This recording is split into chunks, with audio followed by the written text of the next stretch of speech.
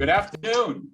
I am Jay Rovert, founder and director of the R&B Group, and I have another one of our series of really interesting interviews with a very, very interesting guy.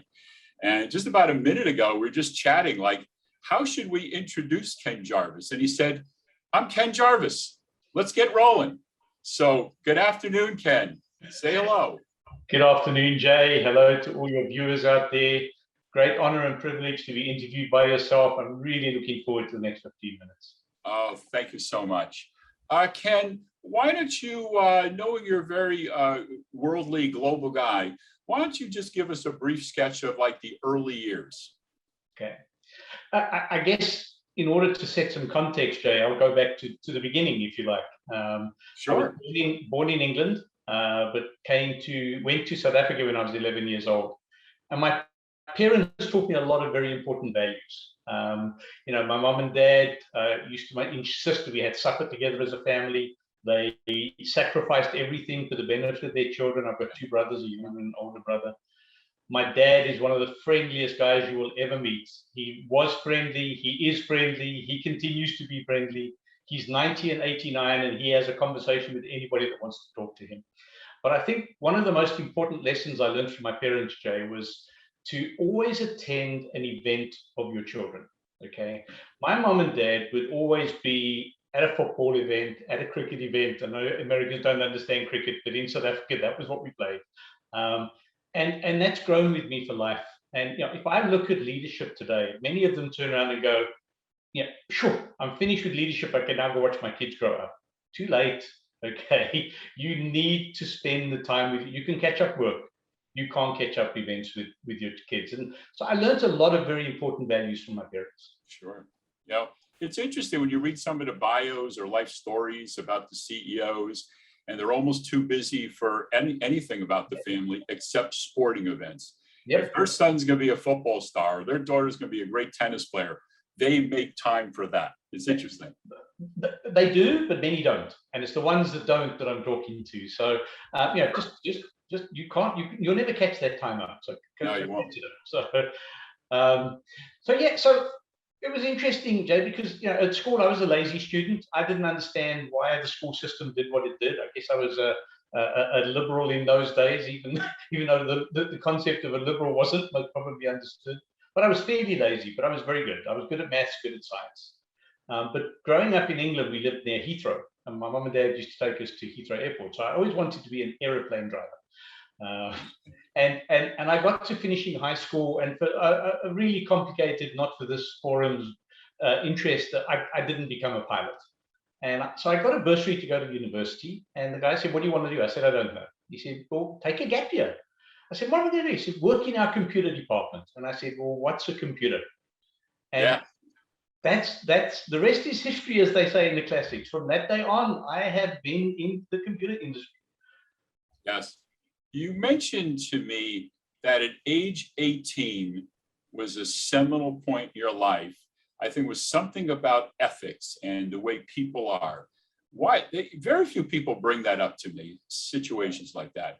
Ken, talk to us about that, because to me, ethics are so critical. It's one of the reasons we're on here together, because I think we both believe we both have ethics. Absolutely right. 1 month past my 18th birthday, Jay, I joined IBM. Okay, I was an 18-year-old, wet behind the ears youngster riding a motorbike, and I joined the massive IBM corporation in the mid-1970s, and I spent 10 years at IBM. And IBM taught me everything I know today. It taught me respect. It taught me professionalism. It taught me how to be polite. It taught me how to talk to customers. It taught me how to manage, how to do performance management reviews, how to have one-on-one sessions with people. It even taught me, Jay, that if you go for lunch and you have a drink, don't go back to the office. Okay? Right. It taught me fundamentals which I will never ever learn from, all in one company. It was known at that stage to be the best company in the world to work for. And I jokingly tell people I had 10 years at university, and they were the best 10 years university I could ever have. Sure. It was like 10 years at IBM. It was just a fantastic experience. What brought you to South Africa? So my folks took us to South Africa. My dad thought there was a better life in South Africa for his family, and he proved to be correct. My dad was a middle-class person in England, and he was very successful in the South African context. And because of that, that meant that his three sons could get the best education and and go on to do great things themselves. My two brothers have both been successful. So South Africa was good for us as a family. And now I gather you got into technology at a fairly young age, not just because you worked at IBM, because there are a lot of other things you could be doing at IBM, and you could be in the finance side or marketing side, whatever else. How did that start? So I was in the technology side at IBM as a computer operator. I started off at the bottom and worked my way through to product management, sales, systems engineering, worked it through, but found that I didn't like being on the sales side of the event. So I wanted to be a client. I looked at the clients and said, that's what I want to do. I don't want to be selling, I want to be buying. Yes. So left IBM after 10 years and then spent the next 20 years in major corporates, predominantly as a CIO, head of IT. And I'll never forget my first experience. It was a merger of two life insurance companies, and the two companies joined. I was not the CIO at the time, and the CIO called me and said, I want you to be the head of the IT department. I said, why me? You've already got two candidates. You should choose between them. There's something about you, he said. And I said, well, let me think about it. I need to go talk to my wife. Yep. And the following day I went in and I said, hey, yeah, I'm up for it. And here's the second big learning for me in life, Jay, is he then turned around to me and said, good, your first job, and I'm going to use some technology jargon, your first job is to throw out the IBM mainframe and the IBM System 38 and go IBM AS400s. Now, that may mean something to your audience, it may mean nothing, but we were the third company in the world to tackle such a feat. But I remember before I left the office, I said to him, I'm really sorry, but you can't do that. I've never heard of anybody. You can't throw an IBM mainframe out and go IBM AS400s. I could remember this like it was yesterday, Jay. He looked at me and said, I don't pay you to tell me why you can't do it. I pay you to tell me why you can do it. And he shooed me away like this, literally with his hand, shooed me away. 2 weeks later, I presented strategy to him. And Jay, I have to tell you, I cannot remember how many times I've used that in a leadership role or coached people how to use that terminology. I don't pay you to tell me why it can't be done. I pay you to tell me how it can be done. What a great line. What a fantastic line. And it challenges people. What a great lesson. Yeah. And then you go from the world's maybe one of the largest, if not the largest company, the biggest bureaucracy, everything, and you decided, hey, I'm going to make a turn signal here, and I'm going to become an entrepreneur. Yep. That's not for everybody. I don't care if they have great ideas, whatever people tell them. Most people are saying, I'm not walking away from that. That is, I would like to in my next lifetime, in my fantasy. Very interesting. And that does come back, Jay, to my value system. Okay. I saw my folks give everything up for the benefit of their kids. And Linda, my wife, and I, who were married 41 years this past Monday, we gave everything to our children. My wife is a seriously smart lady. She's a lot smarter than I could ever be. And we've made great sacrifices together to bring our kids up. And I never felt like taking the risk to be an entrepreneur until our youngest daughter was final year university. Then I said, I now want to be an entrepreneur. I now want to go and do what I've been teaching many people before me to go and do. Go and start a business. Ken, why don't you start your own business? I'm not ready. Okay. But the day I became ready, I jumped over the fence and went into entrepreneurship, started my own business, realized very quickly that starting your own business gives you a salary, it doesn't create wealth. So while I was starting my own business, I was helping other people start businesses, being involved at shareholder level, helping the companies grow, helping them get through the pains of startup. It was marvelous, absolutely stunning, and used a lot of the lessons that I'd learned throughout my career, and brought that into my entrepreneurship, into what I did. I was my primary roles was I would be helping CEOs make their underperforming IT departments work well. I was doing IT turnarounds. I was working for suppliers, teaching them what it's like to be a client.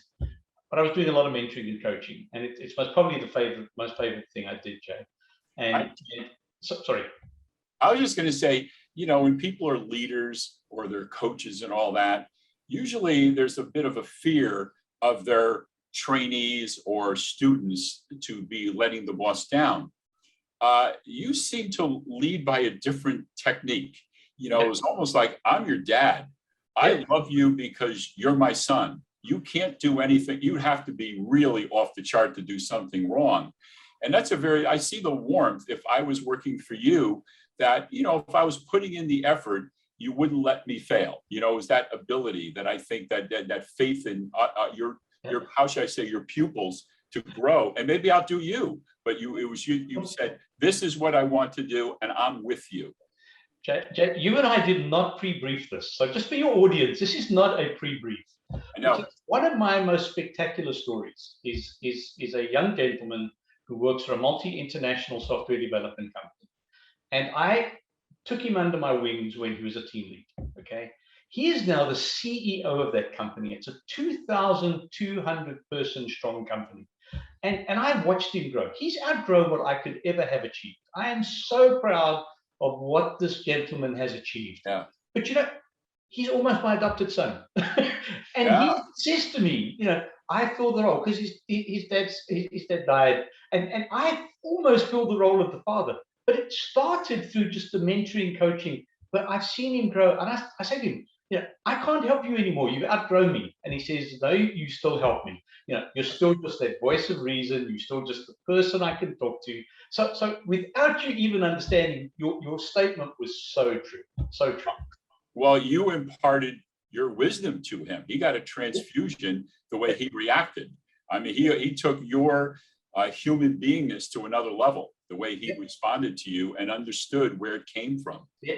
And I've got many stories like that. I just love them, watching the people grow, watching them be successful, watching them deliver to their true potential. You know, they just need that helping hand to get them across the line. Everybody's got the potential. How do you lead them across that line? Sure. Well, you're a name in South Africa. Life is good. And Florida. Help me out. Jay, I love South Africa. I worked for the government in South Africa post-1994, post-democracy. And I felt really good working for the South African government. I was in a position where we were giving back. I was coaching a huge amount of young Black talent, and I loved every moment of it. But South Africa has some very unique complexities, which unless you're South African, unless you lived there, you won't understand. So I moved once again for family reasons. I moved for my grandchildren, okay? I wanted my grandchildren to have the best possibility to achieve what they can achieve. Yeah. And so we left, okay? And I left behind a Rolodex of people who were willing to pay for. Now, I had names on my telephone, on my cell phone, that people would go, I wish I had access to that. And I came to the States. It was actually a client that bought me. They asked me to come and be the CEO of one of their companies in the States. Sure. And I arrived in the States and said, I need to build my network, and we'll talk about networks in a minute. And the only person that knew me was the next door neighbor who knew me as Ken Jarvis. Nobody else knew who I was. I went from being this reasonably well-known guy to nobody knew Ken Jarvis. Who are you? Oh, you're my next door neighbor. That's as good as it got. Interesting. And so where are you now in terms of your professional career, or I should say your life career? What are you doing now? What are your aspirations for a guy who's accomplished so much, who his ego does not need to be in the Forbes 100? I mean, where are you now? Who are you trying to help? Because I know you're a certifiably helping person. Yeah. I'm doing a number of things right now, Jay. Come back to that entrepreneurial spirit. I am helping friends start 2 companies in the States. I am effectively the CEO for startups, but as and when they grow, I will hand that over. Loving growing it, loving trying to crack the big American market, finding it tough in some areas, easy in other areas. So running 2 companies. But I've now also started to create a network where I'm starting to be asked to do some consulting, some mentoring, some coaching again. And that's my passion. I want to do that till I'm 80. I may not be able to do it 5 days a week, but I'll certainly be able to do it 2 days a week.